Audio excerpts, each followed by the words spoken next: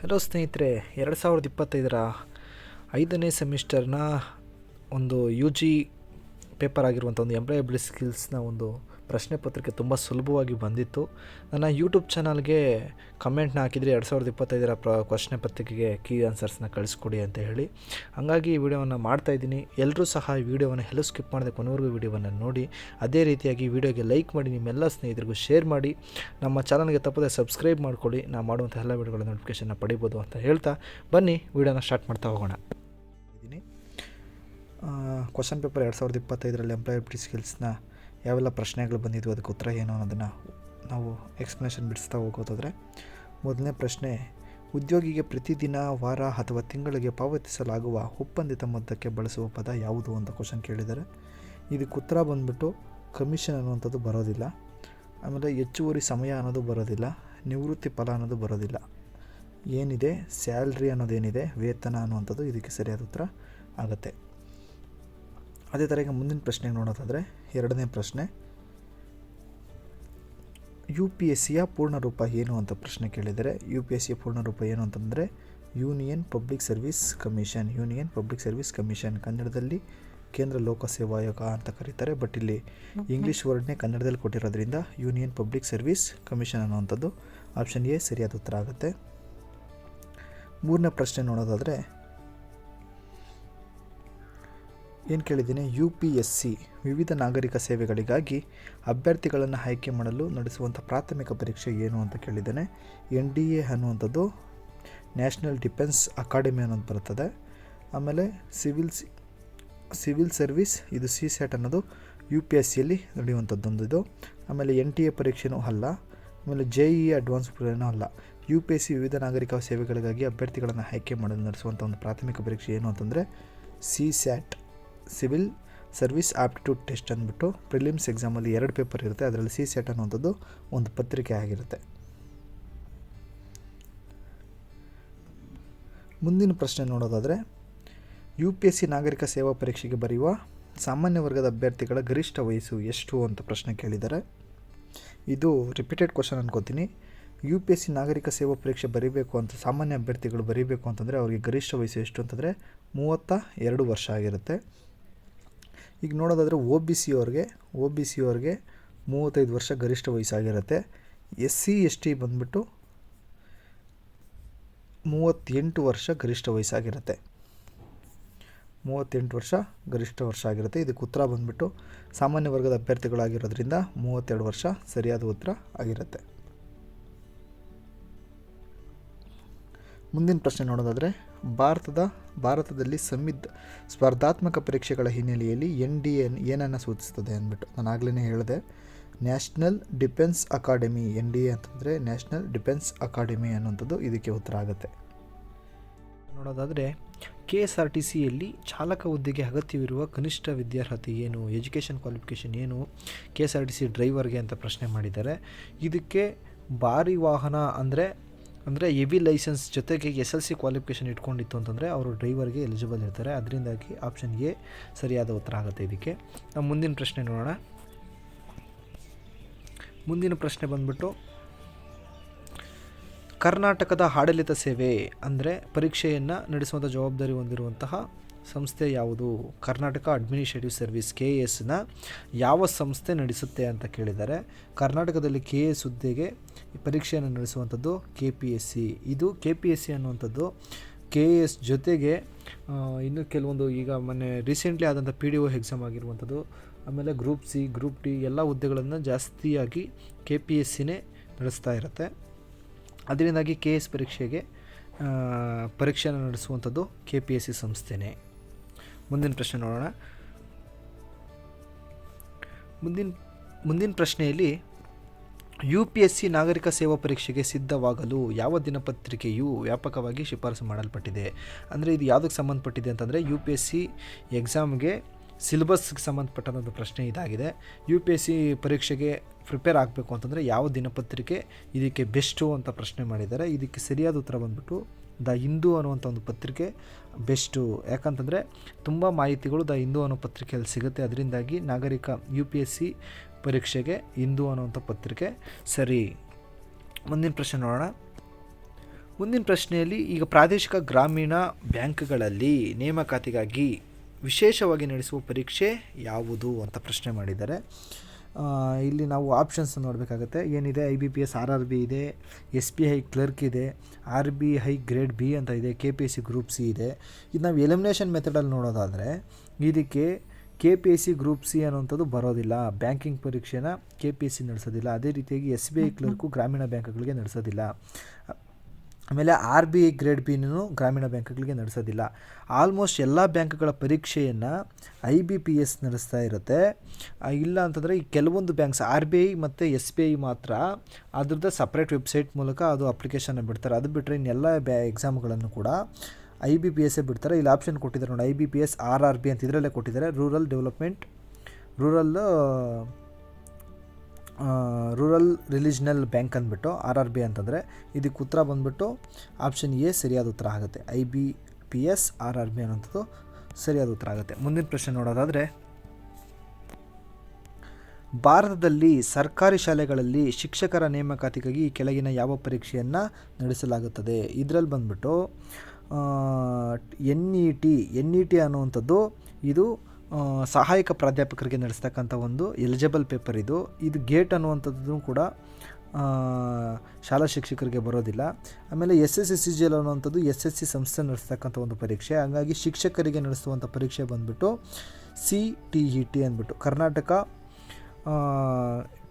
Teaching eligibility test ಅಂದ್ಬಿಟ್ಟು. ಇದಕ್ಕೆ ಉತ್ತರ ಬಂದ್ಬಿಟ್ಟು ಆಪ್ಷನ್ A CTET. ಮುಂದಿನ ಪ್ರಶ್ನೆ ನೋಡೋಣ. 11ನೇ ಪ್ರಶ್ನೆ ನೋಡೋದಾದರೆ, ಈ ಕೆಳಗಿನವುಗಳಲ್ಲಿ RRB NTPC ಪರೀಕ್ಷೆಯ ಮೂಲಕ ನೇಮಕಗೊಳ್ಳದ ಹುದ್ದೆ ಯಾವುದು ಅಂತ ಪ್ರಶ್ನೆ ಕೇಳಿದ್ದಾರೆ.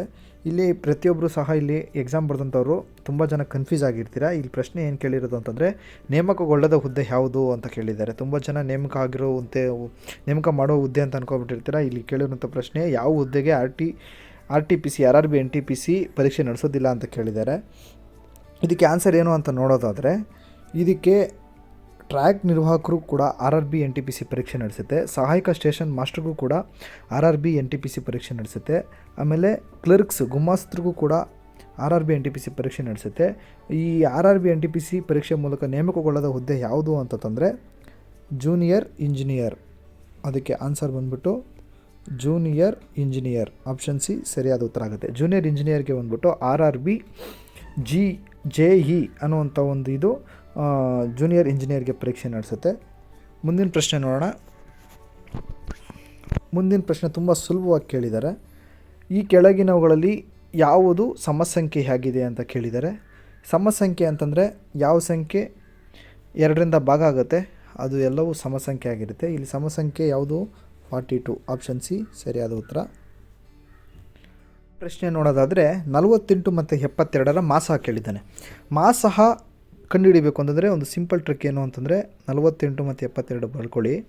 ಈ ಎರಡೂ ಸಂಖ್ಯೆ ಕೂಡ ಯಾವ ಸಂಖ್ಯೆಯಿಂದ ಸಂಪೂರ್ಣವಾಗಿ ಭಾಗ ಆಗುತ್ತೆ ಅಂತ ನೋಡಿ. ಇಲ್ಲಿ ಕೊಟ್ಟಿರುವಂಥ ಆಪ್ಷನ್ಸಲ್ಲೇ ತಗೊಳ್ಳಿ ನಾವು. 12 4ರಿಂದ 48, 12 6 72 ಭಾಗ ಆಗುತ್ತೆ. ಇಲ್ಲಿ 4 ಮತ್ತು 6 ಬಂದಿದೆ. ಈ ಎರಡು ಸಂಖ್ಯೆ ಯಾವ ಸಂಖ್ಯೆಯಿಂದ ಸಂಪೂರ್ಣವಾಗಿ ಭಾಗ ಆಗುತ್ತೆ? 2ರಿಂದ ಆಗುತ್ತೆ. 2 3 2 2 4, 2 3 6, 2 ಮತ್ತು 3 ಉಳ್ಕೊಂಡಿದೆ. ಈ 2 ಮತ್ತು 3 ಬೇರೆ ಇನ್ಯಾವ ಸಂಖ್ಯೆಯಿಂದ ಸಂಪೂರ್ಣವಾಗಿ ಭಾಗ ಆಗುತ್ತಾ? ಆಗಲ್ಲ. ಹಾಗಿದ್ರೆ 2 ಮತ್ತು 3ನ್ನು ಎಲಿಮಿನೇಟ್ ಮಾಡಿ. ಇಲ್ಲಿ ಏನು ಬಂದಿದೆ? ಇಲ್ಲಿ 12 × 2 ಬಂದಿದೆಯಲ್ಲ, ಅದನ್ನು ಮಲ್ಟಿಪ್ಲಿಕೇಶನ್ ಮಾಡ್ಕೊಳ್ಳಿ. 12 2 24. ಇದರ ಮಾಸಹ ಬಂದ್ಬಿಟ್ಟು 24. ಇದಕ್ಕೆ ಆಪ್ಷನ್ ಬಂದ್ಬಿಟ್ಟು C 24 ಸರಿಯಾದ ಉತ್ತರ. ಮುಂದಿನ ಪ್ರಶ್ನೆ ನೋಡೋಣ. 14ನೇ ಪ್ರಶ್ನೆ ಏನು ಕೇಳಿದ್ದಾರೆ? 14ನೇ ಪ್ರಶ್ನೆ 5, 10, 15ರ ಲಾಸ ಕೇಳಿದ್ದಾನೆ. ಲಾಸ ಕಂಡುಹಿಡಿಯೋದಕ್ಕೆ ಒಂದು ಸಿಂಪಲ್ ಟ್ರಿಕ್ನ ನಾನು ನನ್ನ ಯೂಟ್ಯೂಬ್ ಚಾನಲ್ನಲ್ಲಿ ಕ್ಲಾಸ್ನಲ್ಲಿ ನಾನು ಇದನ್ನು ಎಕ್ಸ್ಪ್ಲೈನ್ ಮಾಡಿದ್ದೀನಿ. ಈಗ ಮತ್ತೊಮ್ಮೆ ಹೇಳ್ತಾ ಇದ್ದೀನಿ. 5 ಯಾವ ಸಂಖ್ಯೆ ಆದರೂ ಕೊಟ್ಟಿರಲಿಲ್ಲ. ಲಾಸಕ್ಕೆ ಯಾವ ಸಂಖ್ಯೆ ಕೊಟ್ಟಿದ್ದಾರೆ ಅದನ್ನು ಬರ್ಕೊಳ್ಳಿ. 5 ಮತ್ತು 10 ಮತ್ತು 15 3 ಸಂಖ್ಯೆ ಕೊಟ್ಟಿದ್ದಾರೆ. ಇದರಲ್ಲಿ ದೊಡ್ಡ ಸಂಖ್ಯೆ ಯಾವುದು? 15. 15 ಬಂದುಬಿಟ್ಟು 10ರಿಂದ ಭಾಗ ಆಗುತ್ತಾ? ಆಗಲ್ಲ. 5ರಿಂದ ಭಾಗ ಆಗುತ್ತಾ? ಆಗುತ್ತೆ. ಹಾಗಿದ್ರೆ 10ರಿಂದ ಆಗಲ್ಲ ಅಂತಂದರೆ ಇದು ಲಾಸ ಆಗಲ್ಲ. ಈಗ 15 ಎರಡಲಿ ಹೋಗಿ. 15 ಎರಡಲಿ ಎಷ್ಟು? 30. 30 10ರಿಂದ ಭಾಗ ಆಗುತ್ತಾ? 10 3 30 ಆಗುತ್ತೆ. ಅದೇ ಥರ 5ರಿಂದ ಆಗುತ್ತಾ? 5 6 30 ಆಗುತ್ತೆ. ಹಾಗಿದ್ರೆ ಇದಕ್ಕೆ ಉತ್ತರ ಬಂದ್ಬಿಟ್ಟು 30 ಸರಿಯಾದ ಉತ್ತರ ಆಗುತ್ತೆ. ಇದಕ್ಕೆ ಉತ್ತರ ಬಂದ್ಬಿಟ್ಟು 30 ಸರಿಯಾದ ಉತ್ತರ ಆಗುತ್ತೆ. ಮುಂದಿನ ಪ್ರಶ್ನೆ ನೋಡೋಣ. ರೇಷಿಯೋಗೆ ಸಂಬಂಧಪಟ್ಟಂಗೆ ಪ್ರಶ್ನೆ ಕೇಳಿದ್ದಾರೆ. ಏನು ರೇಷಿಯೋ ಕೇಳಿದ್ದಾರೆ ಇಲ್ಲಿ? 4:7 ಅನುಪಾತದಲ್ಲಿ ಇದೆ ಎರಡು ಸಂಖ್ಯೆಗಳ ಅನುಪಾತ. ಅವುಗಳ ಮೊತ್ತ ಬಂದ್ಬಿಟ್ಟು 66 ಆಗಿದೆ. ಮೊತ್ತ ಅಂತಂದರೆ ಏನು ಮಾಡಬೇಕು? ಪ್ಲಸ್ ಮಾಡಬೇಕು. 4 + 7 ಎಷ್ಟಾಗುತ್ತೆ? 11 ಆಗುತ್ತೆ. 11ನ್ನು ಈಗ 66ಕ್ಕೆ 11ರಿಂದ ಡಿವೈಡ್ ಮಾಡಿ. 11 1ಲಿ 11 6ಲಿ ಆಗುತ್ತೆ. ಈಗ ಈ 6 ಬಂದಿರುತ್ತಲ್ವ, ಈ 6ನ 4ಕ್ಕೆ ಮತ್ತು 7ಕ್ಕೆ ಮಲ್ಟಿಪ್ಲಿಕೇಶನ್ ಮಾಡಿ. 6 4ಲಿ 24, 7 6ಲಿ 42. ಇದರಲ್ಲಿ ದೊಡ್ಡ ಸಂಖ್ಯೆ ಯಾವುದು? 42. ಉತ್ತರ ಏನಾಗುತ್ತೆ ಇದಕ್ಕೆ? 42 ಆಗುತ್ತೆ ಆನ್ಸರ್. ಇದಕ್ಕೆ ಉತ್ತರ ಏನಾಗುತ್ತೆ? 42. ಮುಂದಿನ ಪ್ರಶ್ನೆ ನೋಡೋದಾದರೆ, ಇಲ್ಲಿ 16ನೇ ಪ್ರಶ್ನೆ ಏನು ಕೇಳಿದ್ದಾರೆ ಅಂತ ನೋಡೋದಾದರೆ, ಬಡ್ಡಿಗೆ, ಸರಳ ಬಡ್ಡಿಗೆ ಸಂಬಂಧಪಟ್ಟ ಪ್ರಶ್ನೆ ಕೇಳಿದ್ದಾರೆ. ಸರಳ ಬಡ್ಡಿ ಕಂಡುಹಿಡಿಯೋದಕ್ಕೆ ಫಾರ್ಮುಲಾ ಇದೆ PTR / 100 ಅಂದ್ಬಿಟ್ಟು. PTR / 100. ಪಿ ಅಂತಂದರೆ ಏನು? Primary amount. ಇಲ್ಲಿ ಎಷ್ಟಿದೆ ಅಸಲು ಮೊತ್ತ? 3000 ಇದೆ. 3000 ಇಂಟು ಮೊತ್ತ ಏನು? ಎಷ್ಟು? 3000 ಅಸಲು ಮೊತ್ತದ ಬೆಲೆ ಮೇಲೆ ಎಷ್ಟು ವರ್ಷದ ಮೇಲೆ? 3 ವರ್ಷದವರೆಗೂ ಕೊಟ್ಟಿದ್ದಾನೆ. 3 ವರ್ಷ ಟೈಮ್ ಆಗುತ್ತೆ. ಟಿ ಅಂತಂದರೆ ಟೈಮು. ಮತ್ತು ಆರ್ ಕೊಟ್ಟಿದ್ದಾನೆ. ರೇಟ್ ಆಫ್ ಇಂಟ್ರೆಸ್ಟ್ ಎಷ್ಟಿದೆ? 6 / 100 ಮಾಡಿ. ಈಗ 6 3ಲಿ 18, 18 3ಲಿ 54, 540 ಪ್ಲಸ್ 3 54,000 ಆಗುತ್ತೆ. / 100 ಮಾಡಿ. 2 0 2 0 ಹೊಡೆದ್ರೆ ಇನ್ನು ಎಷ್ಟು ಉಳ್ಕೊಳ್ಳುತ್ತೆ? 540. ಇದಕ್ಕೆ ಆನ್ಸರ್ ಬಂದುಬಿಟ್ಟು 540 ಸರಿಯಾದ ಉತ್ತರ ಆಗುತ್ತೆ. ಮುಂದಿನ ಪ್ರಶ್ನೆ ನೋಡೋಣ. ಮುಂದಿನ ಪ್ರಶ್ನೆ ತುಂಬ ಸಿಂಪಲ್ಲಾಗಿ ಕೇಳಿದ್ದಾನೆ. ಇಂಟ್ರೆಸ್ಟ್ ಬಗ್ಗೆನೇ ಇದೂ ಕೂಡ ಪ್ರಶ್ನೆ. ಈಗ 10% ಅಂತಂದರೆ 100ಕ್ಕೆ 10 ರೂಪಾಯಿ. 100ಕ್ಕೆ 10 ರೂಪಾಯಿ. ಇಲ್ಲಿ ಕೇಳಿರೋದೆಷ್ಟು? 10%. 200ರ 10% ಎಷ್ಟು ಅಂತ ಕೇಳಿದ್ದಾನೆ. 102ಲಿ 200 ಆಗುತ್ತೆ. ಅದೇ ಥರ 12ಲಿ 20. ಸಿಂಪಲ್. ಇದಕ್ಕೆ 100ಕ್ಕೆ 10 ರೂಪಾಯಿ ಅಂತಂದರೆ 200 ರೂಪಾಯಿಗೆ ಎಷ್ಟಾಗುತ್ತೆ? 20 ರೂಪಾಯಿ ಆಗುತ್ತೆ. ಸರಿಯಾದ ಉತ್ತರ ಬಂದ್ಬಿಟ್ಟು 20. ಮುಂದಿನ ಪ್ರಶ್ನೆ ಏನು ಕೇಳಿದ್ದಾರೆ ಇಲ್ಲಿ? 5 ಕೆಲಸಗಾರರು, ಅಂದರೆ ಇದು ಕೆಲಸ ಮತ್ತು ಸಮಯಕ್ಕೆ ಸಂಬಂಧಪಟ್ಟಂಥ ಒಂದು ಪ್ರಶ್ನೆ ಇದು. 5 ಕೆಲಸಗಾರರು 10 ದಿನಗಳಲ್ಲಿ ಒಂದು ಕೆಲಸವನ್ನು ಪೂರ್ಣಗೊಳಿಸಿದರೆ 10 ಜನ ಅದೇ ಕೆಲಸವನ್ನು ಎಷ್ಟು ದಿನಗಳು ತೆಗೆದುಕೊಳ್ತಾರೆ ಅದನ್ನು ಪೂರ್ಣಗೊಳಿಸಬೇಕು ಅಂತ ಪ್ರಶ್ನೆ ಕೇಳಿದ್ದಾರೆ. ಇದಕ್ಕೆ ಸಿಂಪಲ್ ಏನು ಅಂತಂದರೆ, ಎಷ್ಟು ಜನ ಕೊಟ್ಟಿದ್ದಾರೆ, ಎಷ್ಟು ಜನ? 5 ಜನ 10 ದಿನದಲ್ಲಿ ಪೂರ್ಣಗೊಳಿಸ್ತಾರೆ ಅಂತ. ಅದೇ ಕೆಲಸ ಅಂದರೆ = ಹಾಕೋಬೇಕು. ಇಲ್ಲೇನು ಕೇಳಿದ್ದಾನೆ? 10 ಕೆಲಸಗಾರರು ಎಷ್ಟು ದಿನದಲ್ಲಿ, ಡಿ ಅಂತ ಬರ್ಕೊಳ್ಳಿ. ಎಷ್ಟು ದಿನಗಳಲ್ಲಿ ಪೂರ್ಣಗೊಳಿಸ್ತಾರೆ ಗೊತ್ತಿಲ್ಲ ನಮಗೆ, ಅದನ್ನೇ ಕಂಡುಹಿಡಿಬೇಕು. ಇಲ್ಲೇನಾಗುತ್ತೆ? 15 ಎಷ್ಟಾಗುತ್ತೆ? 50 = 10D ಅಂತ ಹಾಕ್ಕೊಳ್ಳಿ. ಡಿ ಬೆಲೆ ಕಂಡುಹಿಡಿಬೇಕು ನಾವು. ಡಿ ಕಂಡುಹಿಡಿಬೇಕಾಗಿ 10 1ಲಿ 10 5ಲಿ ಹಾಗಿದ್ರೆ ಡಿನ ಬೆಲೆ ಎಷ್ಟು ಬಂತು? 5 ಬಂತು. ಆನ್ಸರ್ ಇದಕ್ಕೆ ಎಷ್ಟು ದಿನದಲ್ಲಿ ಇದು ಮಾಡ್ತಾರೆ? 5 ದಿನದಲ್ಲಿ 5 ದಿನ ಸಮಯವನ್ನು ತೆಗೆದುಕೊಳ್ತಾರೆ ಅಂತ. ಇದಕ್ಕೆ ಸಿಂಪಲ್ ಆಗಿದೆ ಇದು. ಮುಂದಿನ ಪ್ರಶ್ನೆ ನೋಡೋಣ. ಮುಂದಿನ ಪ್ರಶ್ನೆ 19ನೇದು ಪ್ರಶ್ನೆ. ಏನಿಲ್ಲಿ ಪ್ರಶ್ನೆ ಏನು ಕೇಳಿದ್ದಾರೆ? ಒಂದು ಕಾರು 3 ಗಂಟೆಗಳಲ್ಲಿ 180 ಕಿಲೋಮೀಟ್ರ್ ಚಲಿಸಿದರೆ ಅದರ ವೇಗ ಎಷ್ಟು ಅಂತ ಕೇಳಿದ್ದಾರೆ. ಇಲ್ಲಿ ಏನು ಕೇಳಿದ್ದಾರೆ? 1 ಗಂಟೆಗೆ ಎಷ್ಟು ಕಿಲೋಮೀಟ್ರ್ ಅಂತ ಪ್ರಶ್ನೆ ಕೇಳಿದ್ದಾನೆ. ಇಲ್ಲಿ 1 ಗಂಟೆಗೆ ಎಷ್ಟು ಕಿಲೋಮೀಟ್ರು ಇಲ್ಲಿ ಸಿಂಪಲ್ಲಾಗಿ ಬಿಡಿಸ್ಬೋದು ನೋಡಿ. ಎಷ್ಟು ಕಿಲೋಮೀಟ್ರ್ 3 ಗಂಟೆಗಳಲ್ಲಿ ಹೋಗಿರೋದು? 180. ಎಷ್ಟು ಗಂಟೆಗಳಿಗೆ ಹೋಗಿದೆ? 3 ಗಂಟೆಗಳಲ್ಲಿ 180 ಹೋಗಿದೆ. 3ರಿಂದ ಡಿವೈಡ್ ಮಾಡೋದು. 3 1ಲಿ 3 6ಲಿ 3 0ಲಿ 60 ಕಿಲೋಮೀಟರ್ ಪರ್ ಅವರ್.